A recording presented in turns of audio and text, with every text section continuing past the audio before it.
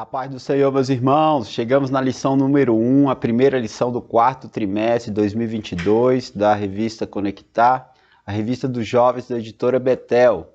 O tema neste domingo é Entendendo o Contexto da Monarquia. Nós vamos falar sobre a monarquia em Israel. Para isso, como livro de apoio ou material de apoio, eu vou utilizar, além da revista, da Bíblia Sagrada, esse livro aqui, o Panorama Histórico de Israel, de Antônio Renato Gusso. Esse livro aqui é um dos livros mais recomendados no curso de teologia, quando se estuda história de Israel, tá? Então, uma boa fonte literária para consulta, tá bom? Sendo assim, que possamos ter um quarto trimestre abençoado, possamos crescer mais um pouquinho na graça e no conhecimento, algo que está muito em decadência nos últimos dias, querer estudar a palavra de Deus. Mas Deus sempre tem os seus, né? Sempre tem os remanescentes, sempre tem um povo que ama a sua palavra, ama a sua lei. Vamos nessa, meus irmãos, olha só. Entendendo o contexto da monarquia. Primeiro, nós temos que entender que Israel estava passando por um momento de transição. Antes da monarquia, nós tínhamos ali um sistema tribal em Canaã, onde cada tribo se apossou de uma parte da terra e cada um viveu na sua terra. Não tinha mais uma liderança única, no caso Josué, né, já havia partido. Então, agora o povo de Israel estava dividido, separado, espalhado pela terra de Canaã, cada um no seu território. Havia também em cada território levitas, havia leis, havia as lideranças locais, mas não havia uma liderança central, tá? Isso prejudicou muito o povo de Israel. Outro ponto era a ausência de líderes, né? Nessa questão de... Quando eles estavam no deserto, eles tinham um ponto central, um centro religioso, né? Ali tinha um tabernáculo, ali tinha um sumo sacerdote, tinha os sacerdotes, os levitas trabalhando. Agora não tem. Eles tinham também, uma coisa que eles não tinham também, era uma liderança política que estivesse constantemente atuando. Muito pelo contrário. Aqui nós tínhamos pessoas que se levantavam de tempos em tempos, os chamados os campeões, né? Ou os defensores de Israel, os juízes, que se levantavam de tempos em tempos para atuar dentro de uma questão, geralmente uma questão militar, tá? Então, isso era muito deficitário ali para o povo de Israel, tá? E a liderança militar, nós já sabemos que os juízes eles se levantavam e tinha um período, era uma missão, começava, terminava, pronto. Depois vinha uma nova invasão, um novo levante, surgiu uma nova liderança e aí essa liderança logo cumpria sua missão e assim vivia o povo, tá? Lembrando que no período dos juízes não havia apenas um juiz atuando, teve momentos que tinha vários juízes atuando, tá? 2, 3, em pontos distintos do território de Israel. Havia uma ignorância divina, ou seja, as pessoas que ali estavam, elas não conheciam o Senhor. Elas não tinham sido educadas pelos seus pais sobre o nosso Deus. Não havia um ensino, o povo estava à mercê da cultura local, tá? E a cultura cananeia. Outro ponto havia uma dependência tecnológica dos vizinhos. Como assim tecnológica? Por exemplo, o domínio do metal, o domínio do ferro. Houve períodos que o povo de Israel ia até os filisteus, para os filisteus amolar as ferramentas, né? Ou seja, os filisteus dominavam a arte do ferro, mas Israel ainda não tinha esse domínio. Então havia uma dependência dos povos que eram inimigos de Israel. Era um sistema teocrático? Sim, havia um sistema teocrático. Havia ali, né, sempre um levita, havia sempre alguém, um juiz que estava sempre direcionado por Deus.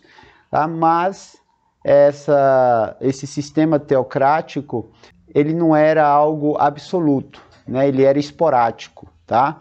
Então, horas tinha, horas não tinha, e o povo era ignorante em relação ao nosso Deus, não conhecia Yahvé. Tá? E os libertadores, né? Os libertadores surgiam em tempos remotos, em tempos de invasão, em tempos de saque, em tempos de guerra. E o Senhor levantava os campeões, né? Levantava esses guerreiros também, né? Débora, a única mulher juíza, né, que atuou nesse período. E aqui nós temos pessoas que eram vocacionadas e convocadas pelo nosso Deus para atuar diante de uma batalha. Esse era o contexto antes da monarquia. E aqui nós vamos entender melhor sobre isso. O tópico 1 diz o seguinte: conceituando a monarquia. Bom, a palavra monarquia, ela significa, na realidade, ela é a junção de duas palavras do grego, tá? E aí nós temos o monar e o kia, tá? Esse mona, ele significa um ou um singular, né? Apenas um, tá bom? E o kia significa líder, né? Ou chefe. Então, a palavra monarquia, ela tem um significado na sua totalidade de apenas um líder, tá? No caso, um rei. O sistema teocêntrico, o povo, ele estava sob um domínio teocêntrico, né? Deus governava o povo mediante o sacerdote, o profeta, o legislador. E aqui nós tínhamos Samuel, que era tudo isso. Ele era o sacerdote, ele era o profeta, ele era o legislador, né? Então, ele acumulava funções políticas, militares e também religiosas. Tá? Esse era o sistema teocêntrico que o povo de Israel estava, né, antes da monarquia, praticamente. O olhar horizontal. O povo agora, o povo busca agora ter uma forma de governo parecida com a dos povos vizinhos, daqueles povos que eles deveriam ter expulsado de Canaã e não expulsaram. Então eles olharam para os cananeus e falaram: olha como é interessante a forma deles atuar, eles têm exércitos profissionais, um exército profissional, eles têm um rei, eles têm toda uma organização política e militar, nós queremos isso também. E o povo começa a ter um olhar horizontal e se esquece do olhar vertical, ou seja, esquecem de Deus. E aqui nós encontramos a monarquia na onisciência divina. Bom, Deus, ele já prezava por isso em seu projeto. Não é algo que estava longe do ideal do nosso Deus para o povo de Israel. Tá? Então isso já estava no plano de Deus. Nós vamos ver melhor isso agora à frente. Tópico 1 diz o seguinte: Deus já havia falado sobre a monarquia. Olha só, a nossa revista está falando de onisciência, certo? Eu acabei de mencionar. Porém, o atributo que mais combina, mais está alinhado com o termo, né, de Deuteronômio 17, do verso 14 ao 20, é a questão que é o atributo da presciência e não da onisciência, né? A onisciência é aquele que detém toda a ciência, todo o conhecimento. A presciência ela tem uma outra característica, né? A presciência é o atributo de Deus que conhece o fim desde o princípio, ou seja, ele tem um conhecimento antecipado. Então, só uma ressalva aí na nossa revista, tá? Que o atributo que melhor adapta ao termo, porque Deus já pensou isso antes, né, de que o povo teria um rei, ou seja, seria governado por uma monarquia, combina mais com esse atributo da presciência. As bênçãos de Jacó, olha só, desde Jacó, desde a família, quando Israel ainda era uma família, um grande clã, né, não era nem tribo, era um grande clã, e durante a distribuição das bênçãos ali em Gênesis 49:10, nós encontramos Jacó profetizando sobre a tribo de Judá que o cetro, ou seja, essa tribo seria uma tribo que a monarquia estaria sobre os seus ombros, ou seja, haveria reis da tribo de Judá. Então o cetro não sairia da tribo de Judá. Não poderia ter um rei de outra tribo que não fosse da tribo de Judá. Pois bem, nós já encontramos isso lá nas bênçãos de Jacó. Em Deuteronômio 17, do verso 14 ao 20, nós encontramos o nosso Deus já falando sobre isso, dizendo, olha, quando entrares na terra que te dá o Senhor teu Deus, e a possuíres, e nela habitares, e disseres, porei sobre mim um rei, assim como tem todas as nações que estão em redor de mim.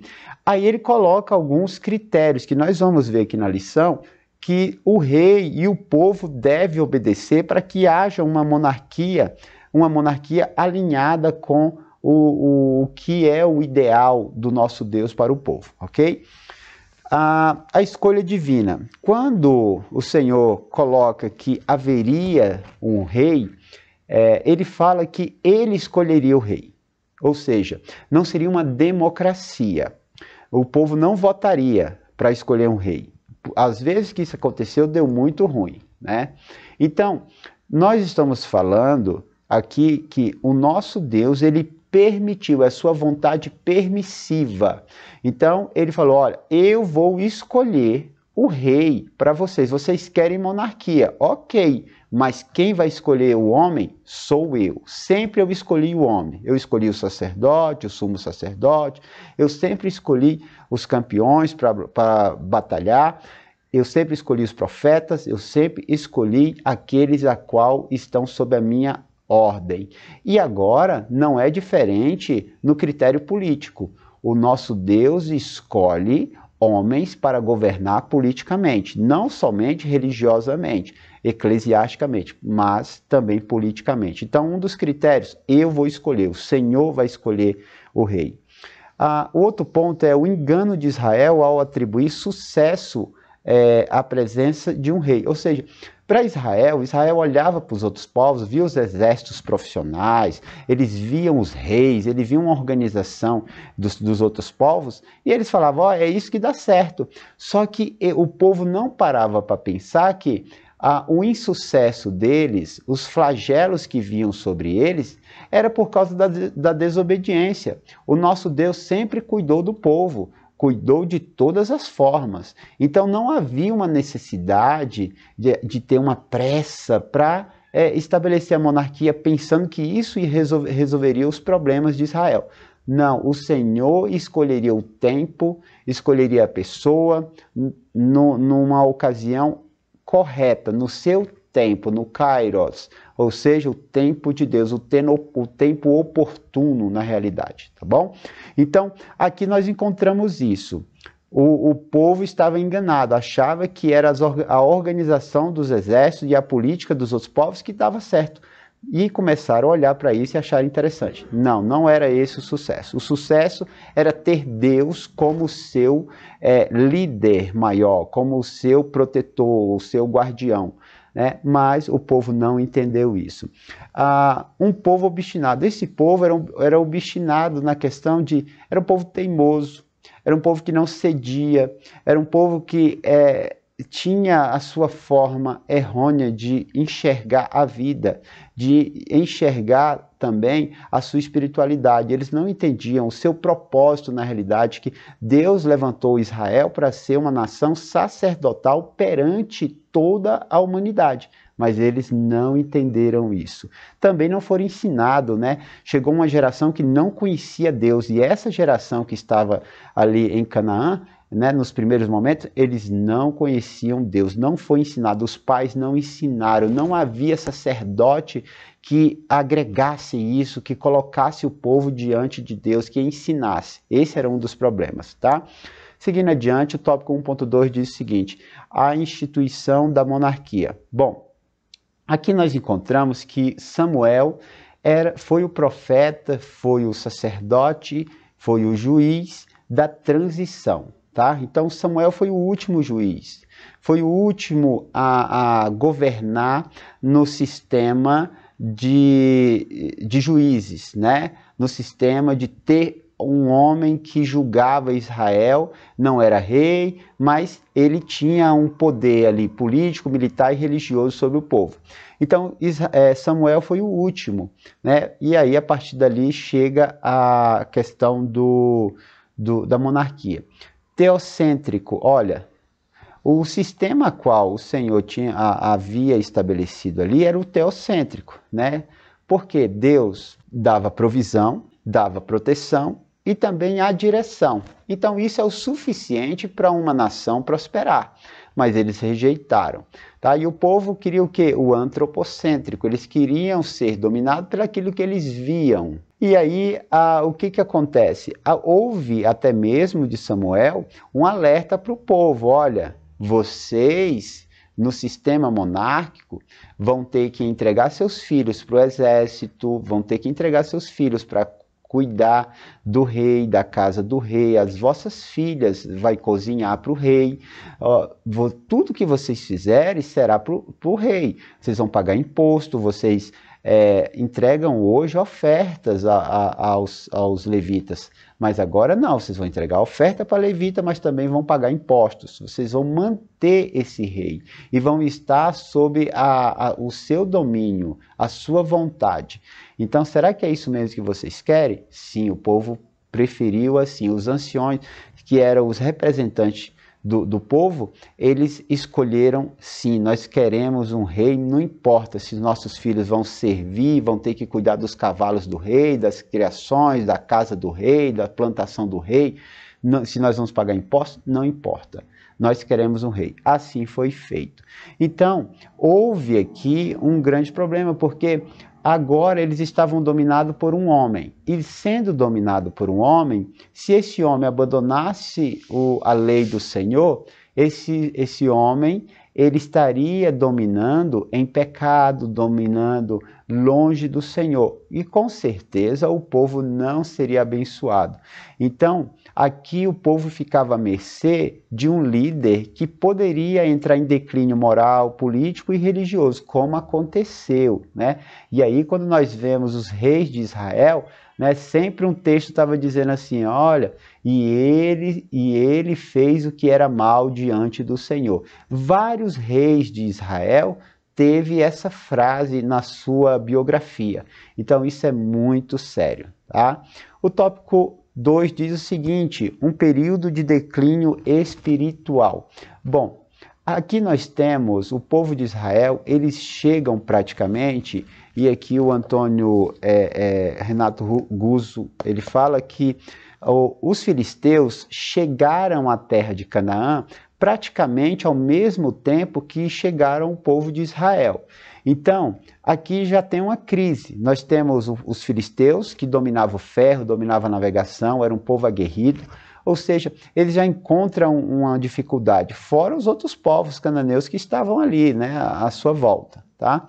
A questão religiosa, né, o povo não conhecia Deus, não era ensinado, o culto não era mais feito, os sacrifícios não eram mais feitos, e assim eles entraram em uma corrente secular, ou seja, eles adotavam a religião ali, cananeia, eles adotavam os deuses, ou seja, viraram politeístas, deixaram de ser monoteístas, deixaram de servir ao Senhor, até mesmo porque não conhecia, não foi ensinado, uma geração inteira sem ser ensinada. Quando nós falamos em geração, tá? Dependendo da situação e do período, uma geração ela pode variar de 20 anos a 40 anos, ou seja, homens de 40 anos que não conheciam o Senhor, uma vida inteira praticamente que não conheciam o Senhor. Então isso é muito sério. Tá? Havia rebeldia, é claro, né? Se não teme ao Senhor, vai ter rebeldia.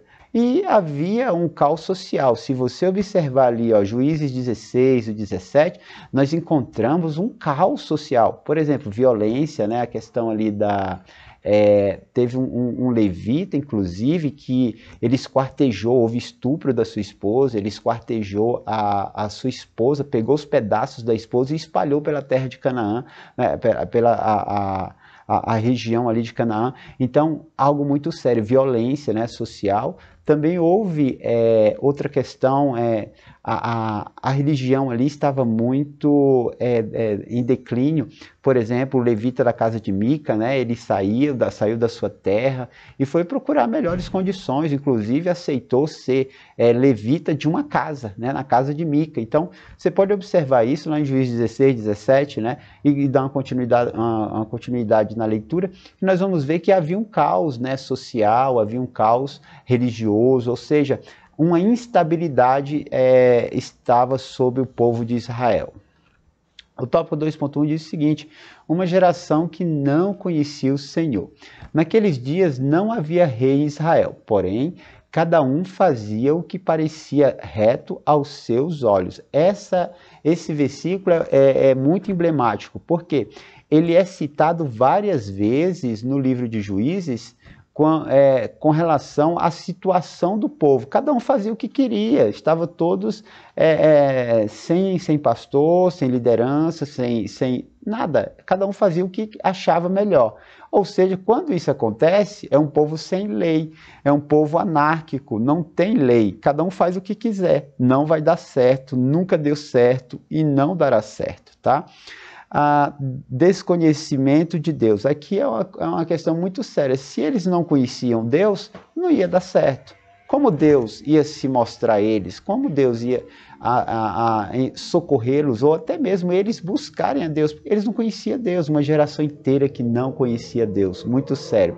Aculturamento, ou seja, eles chegaram em Canaã e começaram a ter contato com outros povos, né, casando com as mulheres cananeias, adotando a religião cananeia, adotando a adoração aos deuses cananeus.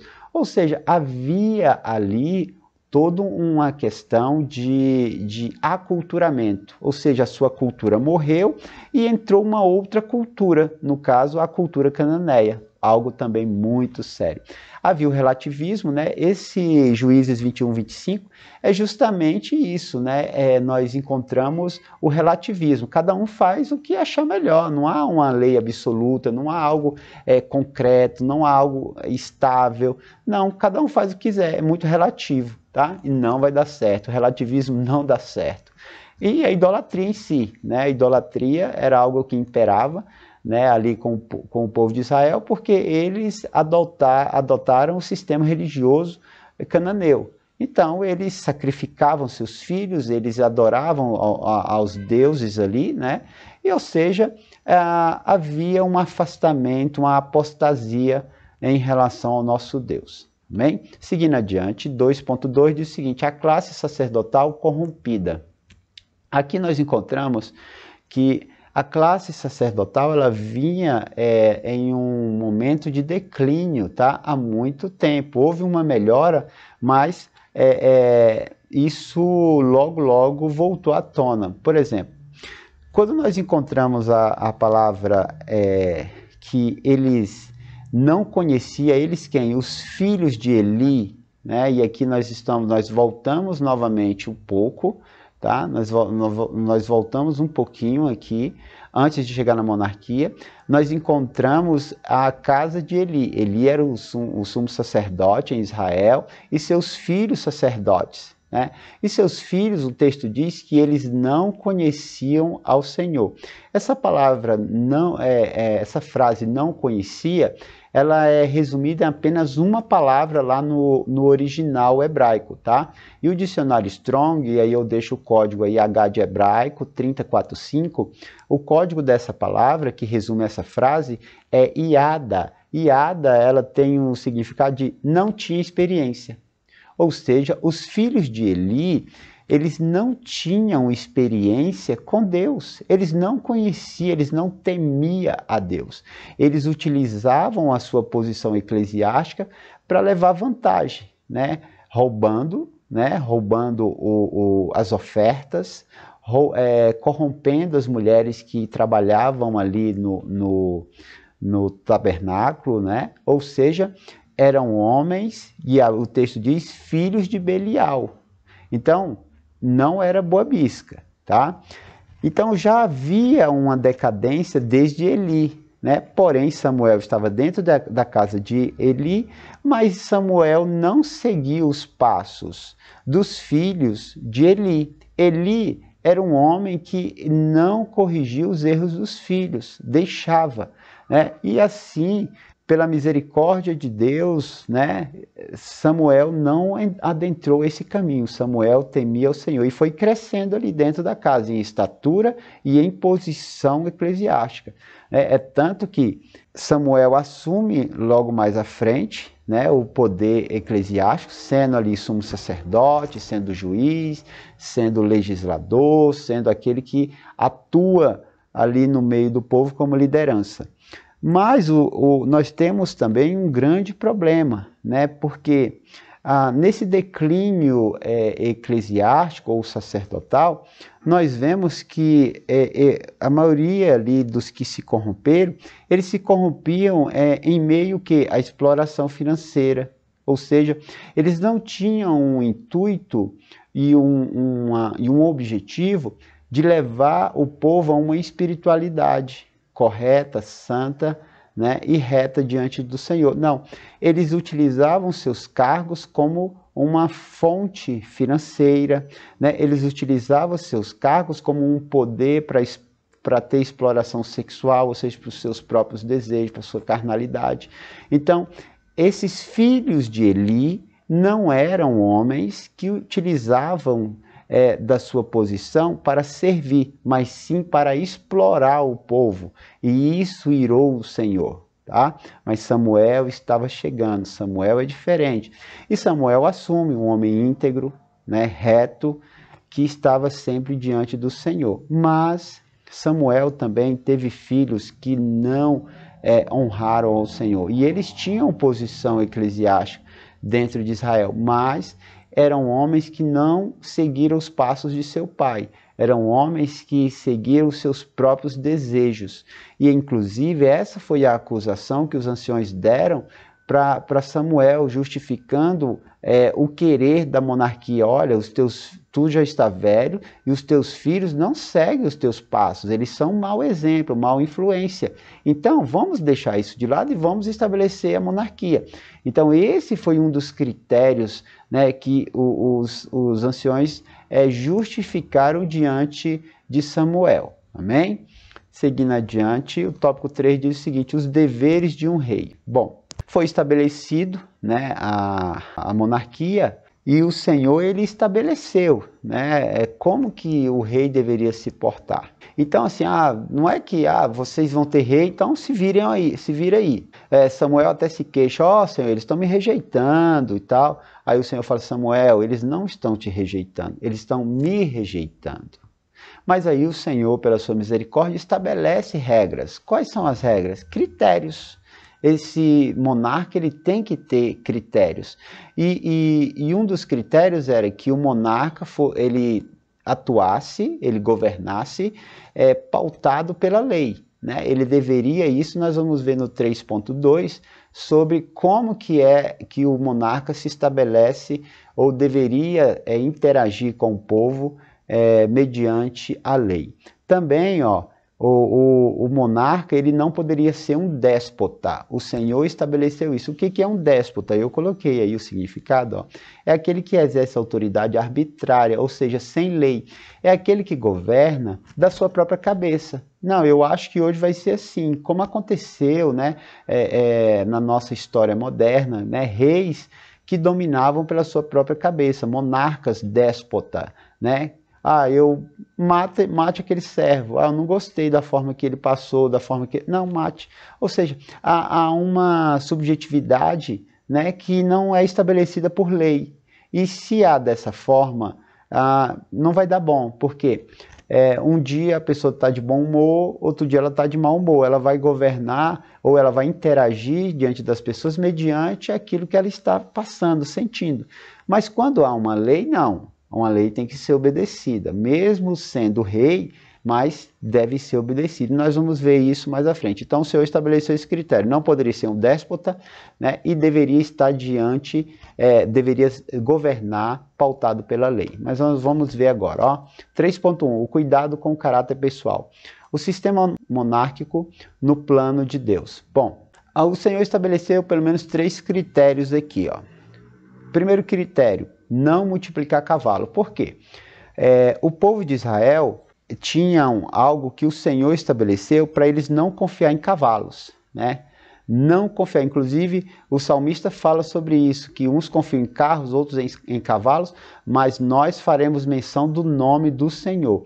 Ou seja, Israel não utilizava cavalo, tá? Não utilizava, porque a força dos cavalos era a força dos exércitos inimigos. Porém, o povo de Deus, sem cavalos, os povos olhavam e falavam assim, esses aí são fraquinhos, mas viam depois o Deus de Israel. Era por isso que o Senhor ele não incentivava a criação de cavalos. E aqui o Senhor fala assim, olha, não multiplicar cavalo, ou seja, não vai mexer com cavalo. E para mexer com cavalo, quem eram os melhores criadores de cavalo, os fornecedores de cavalo daquele mundo conhecido? Egito. Tinha que voltar ao Egito, tinha que negociar com o Egito, tinha que estabelecer relações comerciais. E o Senhor está dizendo para o rei, não faça isso. E uma das coisas que Salomão fez foi exatamente isso. Negócios com o Egito, e esses negócios estavam pautados com cavalos. E até mesmo depois, casamento. Então, muito sério. Outra coisa que o Senhor estabeleceu é que esse rei, ele não deveria ser um rei polígamo, ou seja, um rei que tivesse muitas mulheres. Nem todos os reis obedeceram isso, tá? Nem todos os reis se pautaram disso. E aqui nós estamos falando de casamentos, tá? E os reis, a grande maioria dos reis, andaram por esse caminho e não pautaram pelo aquilo que o Senhor estava dizendo, tá? Por quê? O Senhor estava dizendo assim, não vai estabelecer casamento com mulheres que não são do meio, do teu reduto, tá? Por quê? Esse também foi um dos declínios de Salomão. Foi estabelecendo casamentos com mulheres de outros povos, né, a fim de manter paz, a fim de manter relações comerciais. E isso foi o declínio, porque cada mulher queria um templo, cada mulher tinha um deus, e isso foi corrompendo o rei. Mas o Senhor já havia alertado isso, tá? Então, outra coisa que o Senhor falou, não seja rico demasiado, ou seja, não vá buscar riquezas exageradas. É isso que o Senhor está... Porque se você fizer isso, a sua riqueza será o seu Deus. E você não vai confiar em mim para governar o povo. Então, o Senhor trouxe esse alerta para os reis, ou para a monarquia de Israel. Mas nem todos os reis ouviram isso, tá? E outra coisa muito importante agora, no 3.2, priorizar a lei de Deus. Primeira coisa que o Senhor estabeleceu, depois que ele estabeleceu aqueles 3 critérios, ele colocou o seguinte, olha, esse rei deve estar pautado na lei. E para isso, o texto diz, lá em Deuteronômio 17, do 18 ao 20, que o rei deveria copiar a lei, ou seja, ele não deveria receber a lei pronta, não, ele deveria copiar. Copiar de onde? E o texto diz que ele deveria fazer um traslado do original que estava nas mãos dos levitas para esse livro, ou seja, o rei de próprio punho deveria copiar a lei onde? Original, de quem? Dos sacerdotes, que estava em poder dos sacerdotes, deveria copiar à mão. Isso é um ponto que o texto diz, tá? Você pode consultar. Outra coisa que o Senhor colocou é que o livro da lei deveria estar constantemente no trono. O rei deveria estar com esse livro quando assentasse no trono. Outro ponto. Também que o livro deveria ser lido todos os dias. A lei deveria ser lida. O rei deveria ler. Para quê? Para que ele pudesse governar com sabedoria e para que ele pudesse temer cada vez mais o Senhor. Então, o que o Senhor estava estabelecendo é que o rei ia governar, porém ia governar mediante os preceitos e a lei de Deus. E assim haveria uma harmonia entre o povo, o governo e Deus. Assim foi o que o Senhor projetou. Nem sempre aconteceu isso na história do povo de Israel. E eu fecho aqui, como a nossa revista está colocando, um governante deve priorizar a lei do Senhor. Um dia muito oportuno, amanhã nós vamos votar, escolher o nosso presidente, nosso governador, nossos senadores, nós vamos escolher os deputados, e é uma coisa muito importante que nós, como povo de Deus, deve ter ciência. Vamos escolher homens, mulheres, que estão pautados na lei do Senhor, que defendem aquilo que o Senhor defende e estabelece. Amém? Que possamos ter sabedoria, que possamos escolher e escolher bem, não escolher ladrões, não escolher aqueles que fingem gostar da gente, não escolher corruptos, presidiários, não escolher homens e mulheres que defendem a nossa extinção, a nossa queda, a nossa derrota. Portanto, que nós possamos ter sabedoria para votar. Amém, meus irmãos? Deus abençoe. Espero que tenhamos um trimestre abençoado, cheio de conhecimento do nosso Deus. Que você seja uma tocha diante da sua classe, que o Senhor te use, que a sua mente, a sua boca seja instrumento do Espírito Santo. E assim a sua turma possa ser abençoada, a sua classe e a nossa escola bíblica como um todo. Deus abençoe, meus irmãos. Fiquem na santa e gloriosa paz do Senhor.